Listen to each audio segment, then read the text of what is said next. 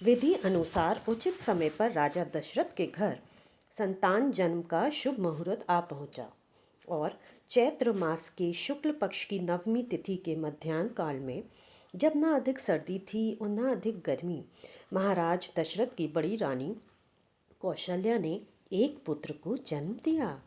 तत्पश्चात एक पुत्र को केकई ने और दो पुत्रों को सुमित्रा ने जन्म दिया। चार चार राजकुमारों के जन्म की सूचना पाकर महाराज दशरथ आत्मविभोर हो उठे। उन्होंने खबर लाने वाली दासी को अपने गले की कीमती माला भेंट कर दी और मंत्री सुमंत को आज्ञा दी कि पूरे राज्य में उपहार और मिठाइयाँ बंटवाओ। राजकुमारों के जन्म की खबर पाकर सारे राज्य में खुशियां छा गईं। महाराज के आदेश पर महल और दरबार में बाजे बजने लगे। दास दासी राजकुमार शिशुओं के रोने की आवाज़ें सुनकर आनंद विभोर होकर खुशी से पगलाए से इधर उधर भागकर एक दूसरे को बधाइयाँ देने लगे। राज्य की औरतें घरों से निकलकर मंगल गीत गाने लगीं। भय प्रकट कृपाला दीन दयाला कौशल्या हितकारी। पुरुष अबीर गुलाल चंदन और केसर कस्तूरी एक दूसरे पर डालकर आनंद मग्न हो नृत्य करने लगे। महाराज दशरथ के आदेश पर पूरा नगर दुल्हन की भांति सजा दिया गया। पूरे नगर को ध्वजों एवं वंदनवारों से सजाया गया। घर घर में दीप मालाएं प्रज्वलित हो गईं। महल की शोभा तो देखते ही बनती थी। महाराज ने एक द्रुतवेगी रथ पर एक सेवक को कुलगुरु वशिष्ठ को आदर सहित लिवा लाने को भेज दिया। कुलगुरु अन्य कई ब्राह्मणों के साथ पधारे तो महाराज दशरथ ने उनका हर प्रकार से स्वागत किया। तत्पश्चात कुलगुरु की आज्ञा पर ही ऋषि को भी आमंत्रित कर यथोचित सम्मान दिया गया। इसके उपरांत सर्वप्रथम नंदीमुख श्राद्ध पूर्ण कर महाराज ने ब्राह्मणों को दिल खोल कर दान दिया, जैसे गाय, वस्त्राभूषण व बहुमूल्य उपहार। महाराज के उपहार आदि बांटने और अयोध्या में खुशियां मनाए जाने में एक माह कैसे गुजर गया किसी को पता ही ना चला। एक माह पश्चात राजकुमारों के नामकरण संस्कार का शुभ अवसर आया। महाराज दशरथ ने कुलगुरु वशिष्ठ से निवेदन किया कि इस पावन कार्य को वे अपने कर कमलों द्वारा संपन्न करें। कुलगुरु वशिष्ठ ने यज्ञादि का आयोजन कर शुभ लगन मुहूर्त देखकर कहा, हे राजन, आनंद सिंधु, सुख के सागर और संपूर्ण लोकों में शांति देने वाले आपके ज्येष्ठ पुत्र कौशल्य नंदन का नाम राम है और संसार के भरण पोषण करने के सामर्थ्य रखने वाले आपके दूसरे पुत्र हैं अर्थात केकई नंदन का नाम भरत है। श्री राम के प्यारे सारे जगत के आधार सभी शुभ लक्षणों से युक्त सुमित्रा के बड़े पुत्र का नाम लक्ष्मण और जिसका नाम मात्र लेने से ही शत्रुओं का विनाश होता है, सुमित्रा नंदन इस छोटे पुत्र का नाम शत्रुघ्न है।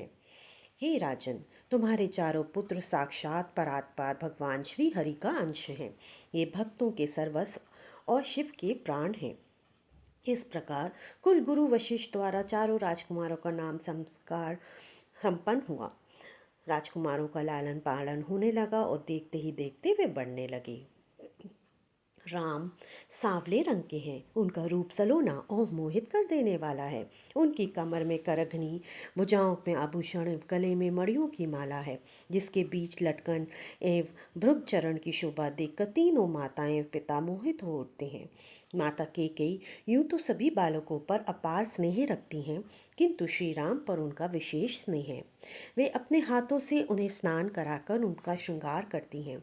एक दिन उन्होंने नहलाकर श्रृंगार कर पीली झंगुरियाँ उन पहना दी, पैरों में पाजनियाँ पहना दी। जब राम ठुनक ठुनक करके चलते तो माताएं दशरथ आनंद विभोर होकर उनके पीछे दौड़ पड़े।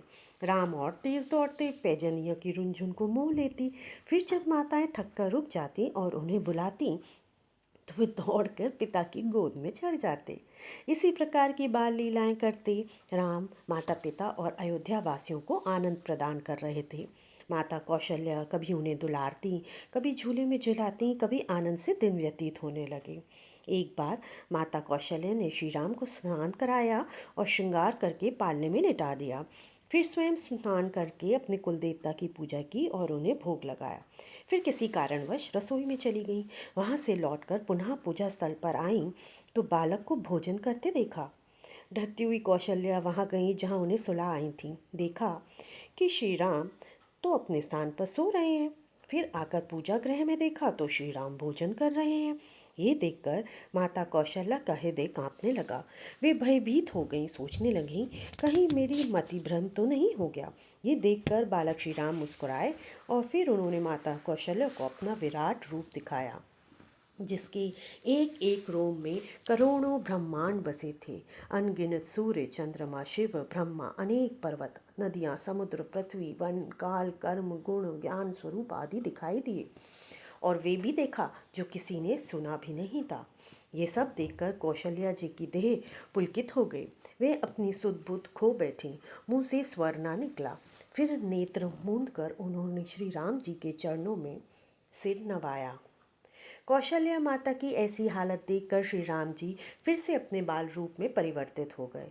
कौशल्या जी काफ़ी भयभीत हो गई और ये सोचकर उन्हें रोमांच हो गया कि जग के पालनहार ने मेरे पुत्र रूप में जन्म दिया है। तब तब श्री हरि ने उन्हें समझाया और कहा कि मेरी इस लीला को किसी से भी न कहना। कौशल्या जी ने हाथ जोड़कर विनती की कि हे प्रभु, मुझे तुम्हारी ये माया कभी न व्यापे।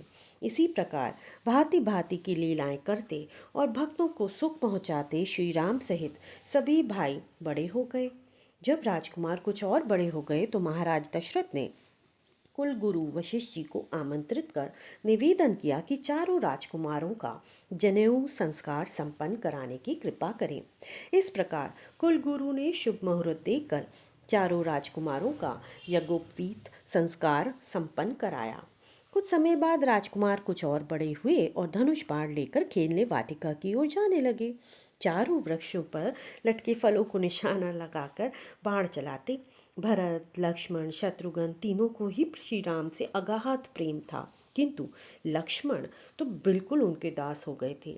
वे कभी भी बड़े भाई राम की सेवा का अवसर ना चूकते थे। आगे की कथा अगले वीडियो में सुनिएगा। तब तक के लिए जय श्री राम।